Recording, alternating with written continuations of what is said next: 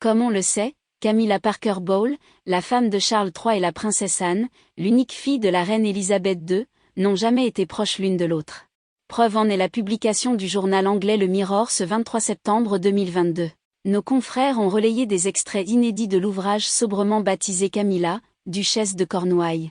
Une survivante royale, une œuvre réalisée par la journaliste britannique Angela Levin et qui en dit beaucoup de choses sur la relation entre la reine consort et la fille de la monarque. Comme beaucoup de gens qui ne connaissaient pas bien Anne, Camilla a trouvé son comportement glacial et quelque peu déconcertant à supporter, a expliqué l'auteur, avant d'ajouter. Anne a été, pendant de nombreuses années, opposée à l'idée que Camilla reçoive le titre de reine consort. Car oui, pendant très longtemps, la sœur du roi Charles III a été persuadée que Camilla ne jamais une vraie reine. Mais ce n'est pas tout.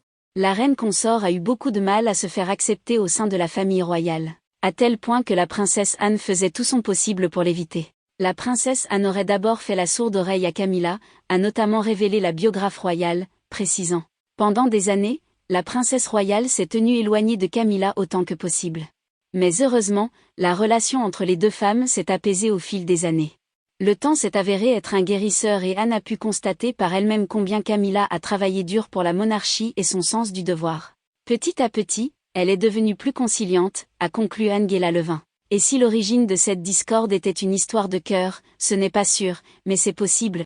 En effet, Angela Levin a tenu à rappeler que Andrew Parker Bowles, ancien compagnon de Camilla, a également fréquenté la princesse Anne dans les années 70. Sa relation avec Camilla était particulièrement délicate, car elles avaient toutes deux fréquenté Andrew Parker Bowles, a-t-elle écrit dans son ouvrage. Cependant, l'idylle entre la fille d'Élisabeth II et l'ancien officier de l'armée britannique ne pouvait pas se concrétiser. La raison, la religion. De confession catholique, Andrew Parker Bowles ne pouvait pas demander la main de sa bien-aimée de l'époque.